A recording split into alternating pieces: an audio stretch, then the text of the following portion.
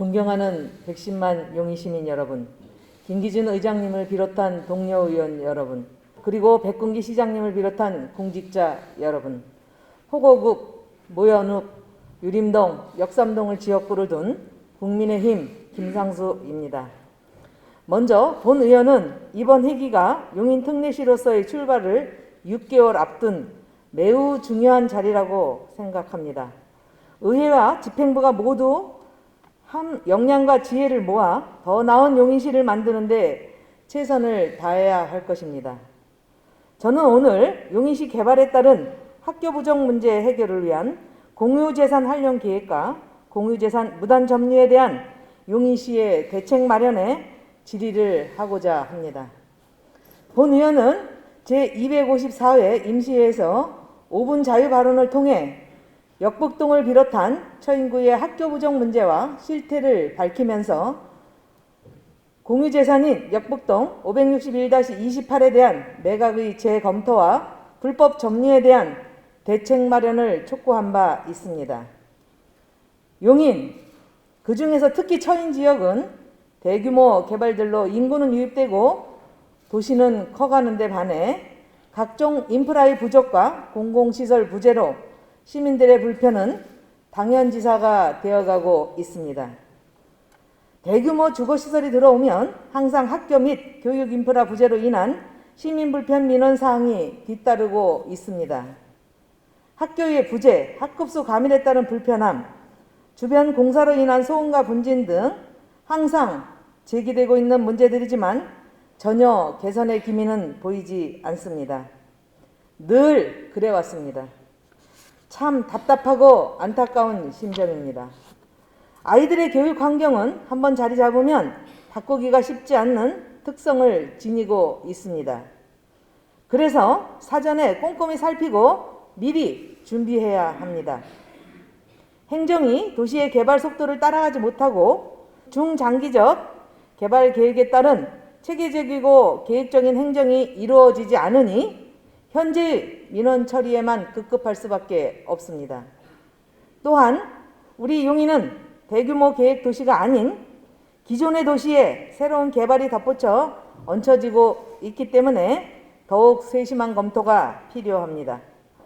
소규모 개발과 부분적인 재개발로 도로, 학교, 도시공원, 생활 인프라가 대규모 택지개발 지역에 비하면 턱없이 부족하고 시민들의 불편함이 가중되고 있습니다. 일반성과 획일성을 띠는 기본 법령을 바탕으로 우리 지역만이 가진 고유한 특성, 지리적 난점, 주변 인프라의 현황 등을 충분히 고려하여 사전에 준비하여야 시민들의 삶의 만족도를 높일 수 있습니다. 초중고 신설은 교육지원청 소관 사무인이 알아서 하겠지 하며 가벼이 여기지 말고 충분히 협력하고 소통하여야 할 것입니다. 도시개발계획 단계에서 우리 시가 가지고 있는 공유재산과 인프라를 최대한 활용하여 시민들을 위한 공공시설과 문화복지 인프라 확충에 만전을 기해 주시기를 바랍니다. 매번 반복되는 민원과 불편함이 계획 단계에서 모두 점철되어 도시의 퀄리티가 한 단계 격상될 수 있도록 면밀히 검토해 주시기를 바랍니다. 공유재산의 활용과 더불어 관리에 관해 질문을 하고자 합니다. 우리 시 공유재산에서 이루어지는 무단 점유와 불법 건축물은 언제까지 이렇게 변상금만 받으며 방치하실 계획이십니까? 시민들의 재산을 제대로 활용하지 않고 언제까지 불법을 보고만 계실 겁니까? 다양한 행태로 이루어지고 있는 우리 시 공유재산 내의 불법 점유에 대한 근본적인 대체 방안이 무엇인지, 그 해결의 의지는 있는 것인지 묻고 싶습니다. 우리 시는 공유재산 매각 과정에서 매수자에게 불법 점유권의 해결을 떠넘기는 행태를 보이기까지 했습니다. 매수자는 행정집행 권한이 없기 때문에 금전적으로 보상으로 해결할 수밖에 없을 것입니다. 시 입장에서는 큰 힘 들이지 않고 복잡한 일을 해결할 수 있다 하겠지만 불법을 저지른 행위자에게 금전적인 보상이 말이 되는 결과입니까? 그것도 시가 제대로 바로잡지 않아 십수년간 방치되어 온 불법을 말입니다. 변상금의 금전적인 규모도 연간 몇십만 원으로 현재의 물가 기준에는 전혀 맞지 않는 수준이었습니다. 저 정도 금액이면 오히려 혜택이라고 느껴지는 건 저만의 생각인지요. 변상금은 원상 복구를 위해 지체되는 시간 동안 불법을 방조하지 않기 위해 받는 돈이지 그것이 불법을 암묵적으로 허용하는 수단이 되어서는 안 됩니다. 법적으로 행해지는 관리수단이긴 하지만 긍정적인 해결수단은 아니라는 말씀을 드리고 싶습니다. 우리의 일반적인 시민들은 갖가지 어렵고 복잡한 절차와 서류로 인허가를 득하고 정해진 절차에 의해 사업을 하고 공간을 점유하고 있습니다. 그리고 정해진 세율에 따라 세금을 내고 있습니다. 공유재산의 불법 점유와 불법으로 인한 폐해는 고스란히 이러한 대다수의 선량한 시민들에게 전가됩니다. 근본적으로 불법이 자리 잡기 전에 마치 점유가 본인들의 권리인 양 행사하기 전에 적극적인 행정으로 이를 저지해야 합니다. 계획적이고 적극적인 관리 감독이 필요합니다. 더 나아가 이렇게 보존 유지된 공유재산은 부족한 문화복지 등의 인프라 확충에 적극 활용되어 시민들에게 그 혜택이 돌아갈 수 있기를 바랍니다. 경청해 주셔서 감사합니다.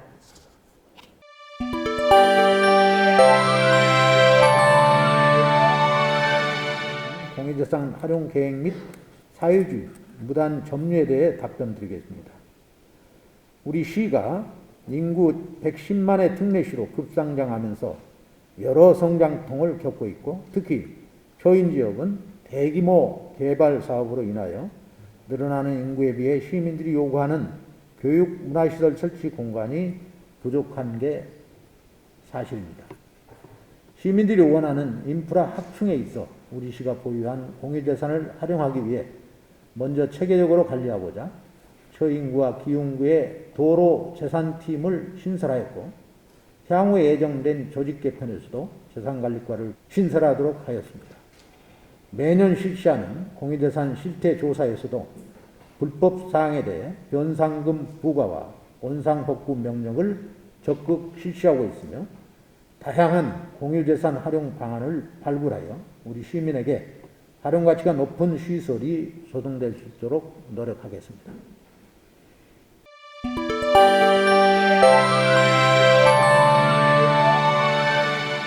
공유재산 관리에 대해 답변드리겠습니다.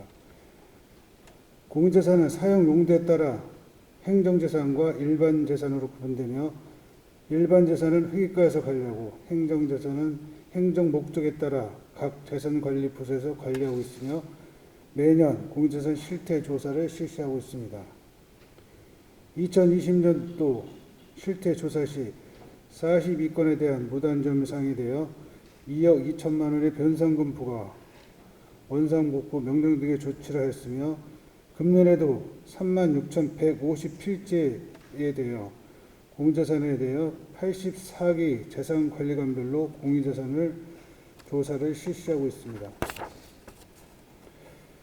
무단점유 등 불법 사항이 발생하지 않도록 공유재산의 효율적이고 체계적인 관리와 관련 부서와의 협조를 통해 건축법, 산지관리법, 농지법 등 관계변경 위반에 대하여 종합적인 행정조치와 사전 예방을 통해 공유재산이 시민 모두의 재산으로서 그 가치를 다할 수 있도록 최선을 다하겠습니다.